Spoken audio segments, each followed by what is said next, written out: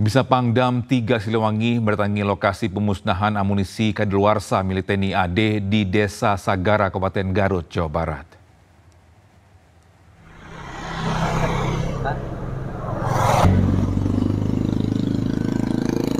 Dengan didampingi unsur Forkopimda Kabupaten Garut, Jawa Barat, Pangdam 3 Siliwangi, Majen TNI Dadang Arif Budiman, langsung melihat lokasi ledakan pemusnahan amunisi kadaluarsa milik TNI. Akibat ledakan, 13 orang yang terdiri dari 4 anggota TNI dan 9 warga sipil menjadi korban meninggal dunia. Ya, usai melihat lokasi, Pangdam 3 Siliwangi menyebut bahwa proses penyelidikan internal terus dilakukan. Untuk mempercepat proses penyelidikan, petugas melakukan sterilisasi lokasi. TNI juga akan melakukan evaluasi keterlibatan warga sipil dalam kegiatan pemusnahan amunisi yang sudah tak layak pakai. Tim investigasi belum selesai ya. Nanti timnya kan masih bekerja ya. Itu masih layak nggak dan untuk dilanjutkan? Nah kita lah tergantung nanti tim investigasi ya. Sekarang steril kan ya? Oh lagi steril, udah steril. Kedepannya sipil dilibatkan nggak berani? Kedepannya dan nanti sipil. kita lihat ke depan karena kan aturannya bagaimana gitu. Yang jelas investigasi nanti kita lihat. Bisa pasca terjadinya ledakan pemusnahan amunisi kadaluarsa di Garut, Jawa Barat, petugas melakukan sterilisasi lokasi.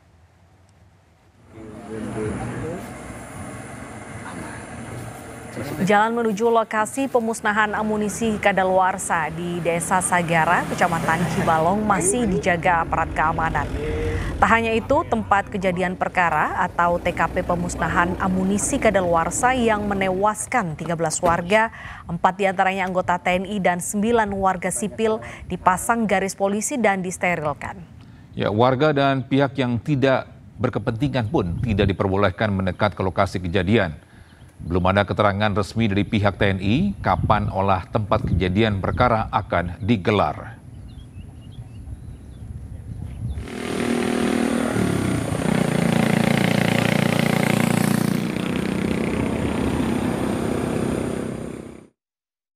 Bisa untuk informasi terkini kita sudah terhubung dengan Hamzah Sibuan di Desa Sagara, Cibalong, Garut, Jawa Barat.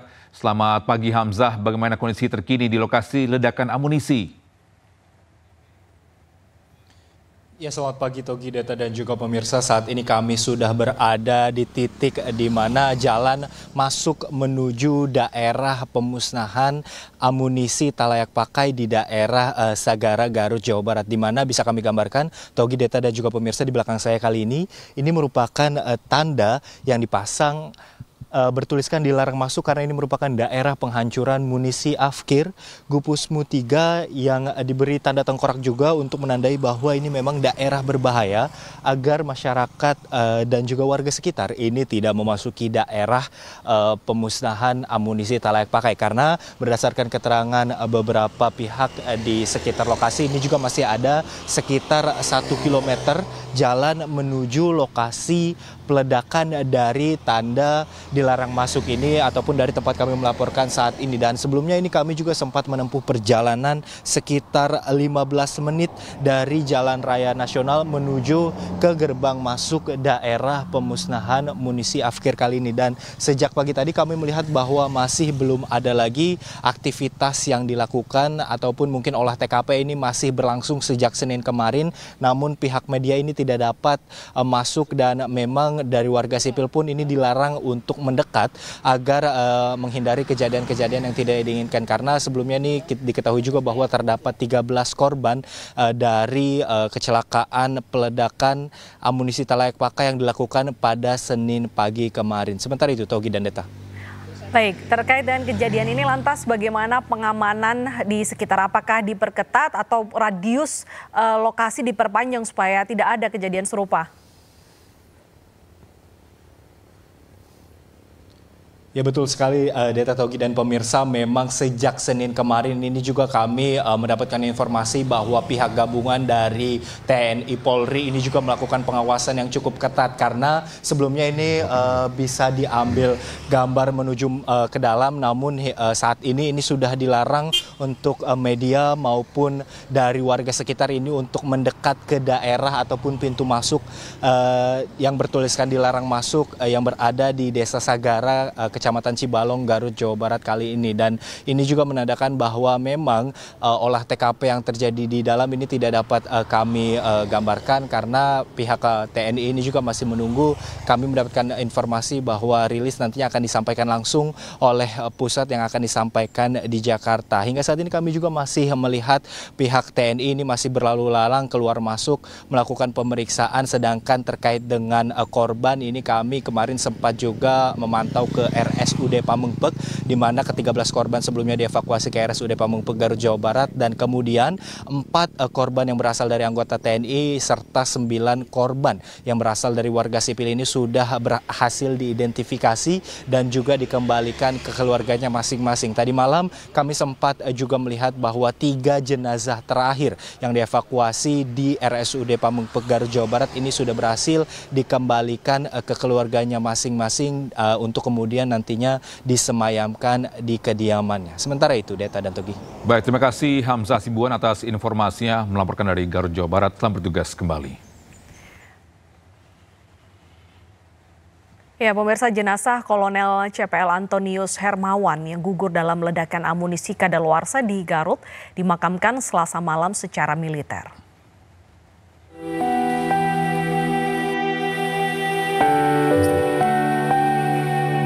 Suasana duka mengiringi prosesi pemakaman salah satu korban ledakan amunisi, Kolonel CPL Antonius Hermawan. Almarhum dimakamkan di tanah kelahirannya di Dusun Kaliwanglu, Harjo Binangun, Pakem, Sleman sekitar pukul 6 petang. Sebelum dimakamkan, terlebih dahulu dilakukan misa arwah yang diikuti ratusan umat Katolik.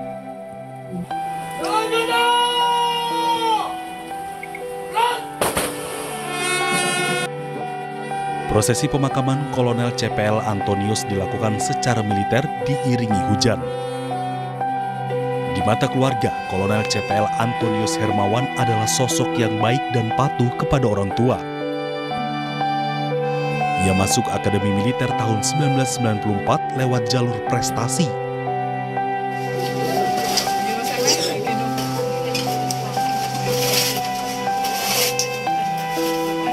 Sebenarnya dia tidak minta izin, tapi saya yang membujuk dia supaya kalau dulu kan sebenarnya dia itu kan harusnya dapat dia siswa pilihan masuk Universitas Indonesia jurusan kedokteran umum tanpa tes, tapi saya kan takut biaya bulanannya. Kolonel CPL Antonius Hermawan merupakan Kepala Gudang Pusat Amunisi 3 di bawah Pusat Peralatan Angkatan Darat yang menjadi salah satu dari 13 korban tewas dalam ledakan amunisi di Garut, Jawa Barat pada Senin siang. Dari Sleman, Yogyakarta, Heru Trijoko, iNews melaporkan. Sementara itu, jenazah Mayor CPL Anda Rohanda, anggota TNI yang gugur dalam ledakan amunisi kadaluarsa di Garut, dimakamkan Selasa siang secara militer. Almarhum dimakamkan di dekat makam kedua orang tuanya di Cilenyi, Kabupaten Bandung, Jawa Barat.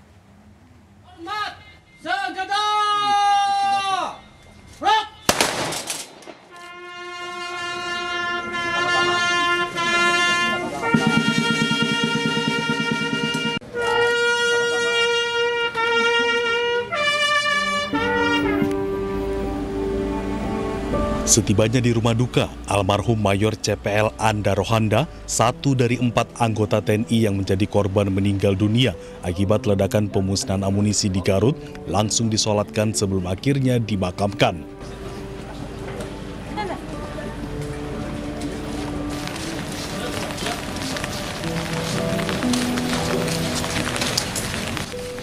Prosesi pemakaman berlangsung secara militer dan dihadiri oleh ratusan orang yang terdiri dari keluarga, kerabat, dan tetangga.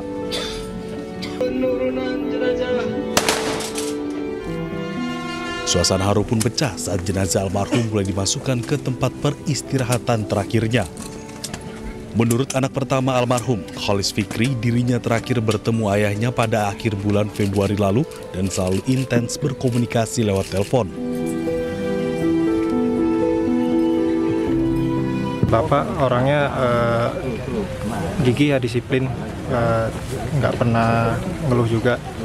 Ini nggak tahu kenapa tiba-tiba kejadian begitu cepat ya. Selain 4 anggota TNI, pemusnahan amunisi tidak layak di pesisir pantai Cibalong, Kabupaten Garut yang dilakukan pada hari Senin pagi kemarin juga menyebabkan 9 orang lainnya yang merupakan warga sipil meninggal dunia. Dari Kabupaten Bandung, Jawa Barat, Yuan Pangestu, Ayus melaporkan. Sementara itu, kakak beradik yang merupakan korban ledakan amunisi kadaluarsa di Garut dimakamkan bersebelahan di tempat pemakaman umum di Tegal Gede Selasa sore.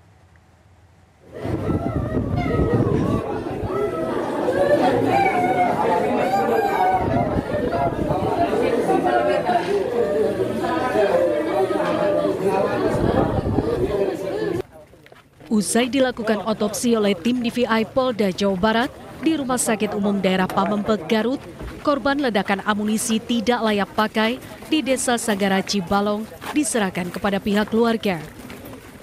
Dari 13 korban meninggal dunia, 9 orang telah teridentifikasi dan sisanya 4 jenazah lagi masih belum teridentifikasi.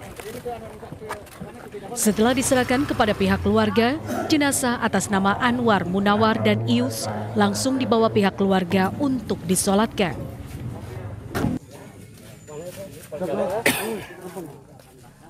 Pemakaman 2 jenazah ini berlangsung dramatis dan isak tangis pun mewarnai prosesi pemakaman.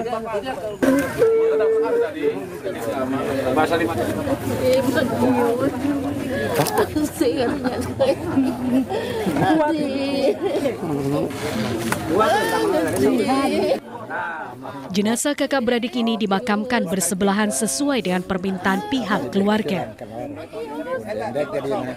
Dari Garut, Jawa Barat, Il Solihin, iNews melaporkan.